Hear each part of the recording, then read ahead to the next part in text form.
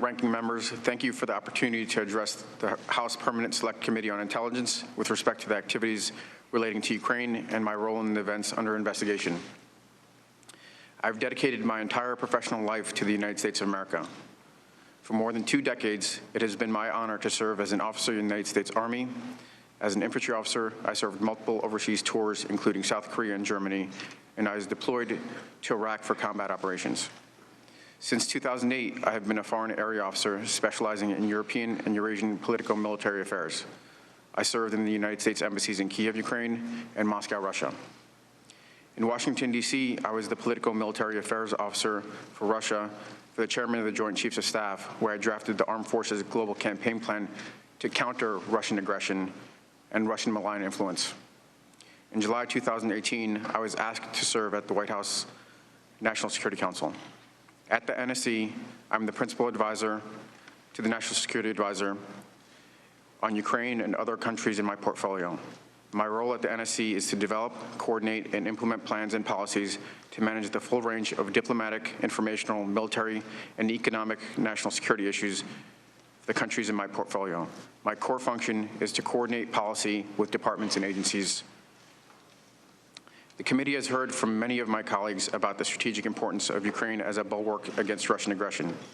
It is important to note that our country's policy of supporting Ukrainian sovereignty and territorial integrity, promoting Ukrainian prosperity, and strengthening a free and democratic Ukraine as a counter to Russian aggression has been a consistent, bipartisan foreign policy objective and strategy across various administrations, both Democratic and Republican, and that President Zelensky's election in April 2019 created an unprecedented opportunity to realize our strategic objectives. In the spring of 2019, I became aware of 2 disruptive actors, primarily Ukraine's then prosecutor Yuri Lutsenko and former Mayor Rudolph Giuliani, President's personal attorney, promoting false narratives that undermined the United States-Ukraine policy. The NSC and its interagency partners, including the State Department, grew increasingly concerned about the impact that such information was having on our country's ability to achieve our national security objectives. On April 21, 2019, Volodymyr Zelensky was elected president of Ukraine in a landslide victory on a unity, reform, and anti-corruption platform. President Trump called President Zelensky on April 21, 2019 to congratulate him on his victory. I was the staff officer who produced the call materials and was one of the staff officers who listened to the call. The call was positive, and President Trump expressed his desire to work with President Zelensky and extended an invitation to visit the White House. In May, I attended the inauguration of President Zelensky as part of the presidential delegation led by Secretary Perry. Following the visit, the members of the delegation provided President Trump a debriefing offering a positive assessment of President Zelensky and his team. After this debriefing, President Trump signed a congratulatory letter to President Zelensky and extended another invitation to visit the White House. On July 10, 2019, Alexander Danylyuk, then Ukraine's National Security Advisor, visited Washington, D.C. for a meeting with National Security Advisor Bolton. Ambassadors Volker and Sondland, and Secretary Rick Perry also attended the meeting. I attended with Dr. Hill. We fully anticipated the Ukrainians would raise the issue of a meeting between the presidents. Ambassador Bolton cut the meeting short when Ambassador Sondland started to speak about the requirement that Ukraine deliver specific investigations in order to secure the meeting with President Trump. Following this meeting, there was a short debriefing during which Ambassador Sondland emphasized the importance of Ukraine delivering the investigations into the 2016 elections, the Bidens, and Burisma. I stated to Ambassador Sondland that this was inappropriate and had nothing to do with national security. Dr. Hill also asserted his comments were improper. Following the meeting, Dr. Hill and I agreed to report the incident to NSC's lead counsel, Mr. John Eisenberg. On July 21, 2019, President Zelensky won a parliamentary election in another landslide victory. The NSC proposed that President Trump call President Zelensky to congratulate him. On July 25, 2019, the call occurred. I listened on the call in the Situation Room with White House colleagues. I was concerned by the call. What I heard was inappropriate, and I reported my concerns to Mr. Eisenberg. It is improper for the President of the United States to demand a foreign government investigate a U.S. citizen and a political opponent. I was also clear that if Ukraine pursued an investigation, it was also clear that if Ukraine pursued an investigation into the 2016 elections, the Bidens and Burisma, it would be interpreted as a partisan play. This would undoubtedly result in Ukraine losing bipartisan support, undermining U.S. national security, and advancing Russia's strategic objectives in the region. I want to emphasize to the committee that when I reported my concerns on July 10th relating to Ambassador Sondland, and then July 25th relating to the President, I did so out of a sense of duty. I privately reported my concerns in official channels to the proper authority in the chain of command. My intent was to raise these concerns because they had significant national security implications for our country.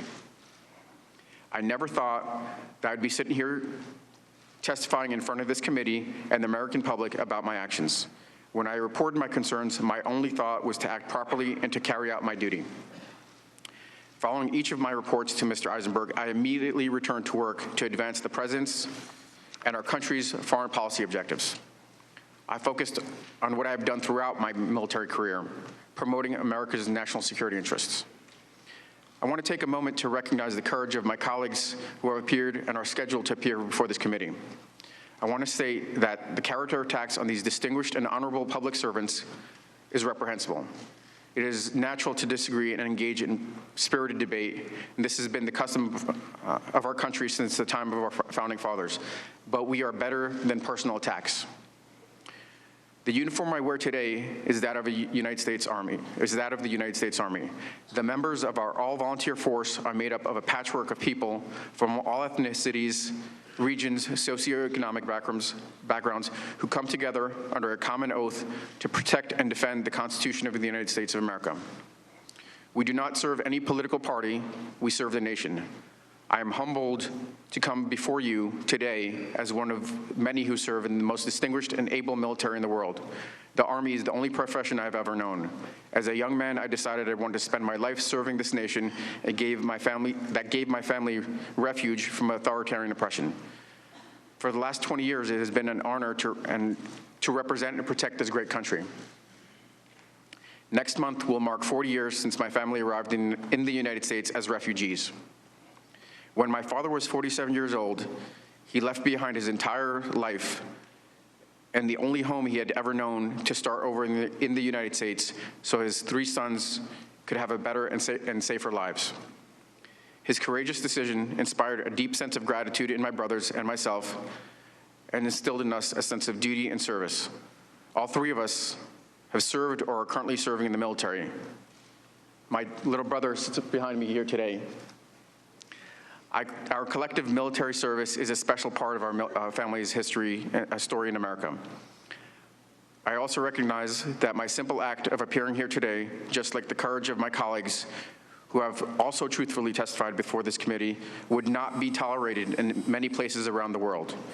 In Russia, my act of expressing concern to the chain of command in an official and private channel would have severe personal and professional repercussions, and offering public testimony involving the President would surely cost me my life. I'm grateful to for my father's brave act of hope 40 years ago and for the privilege of being an American citizen and public servant, where I can live free of fear for mine and my family's safety. Dad, I'm sitting here today in the U.S. Capitol talking to our elected professionals is proof that you made the right decision 40 years ago to leave the Soviet Union and come here to the United States of America in search of a better life for our family. Do not worry. I will be fine for telling the truth. Thank you again for your consideration. I'll be happy to answer your questions.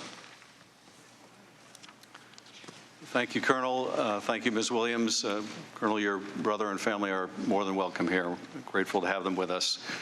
We will proceed to the first round of questions as detailed in the memo provided to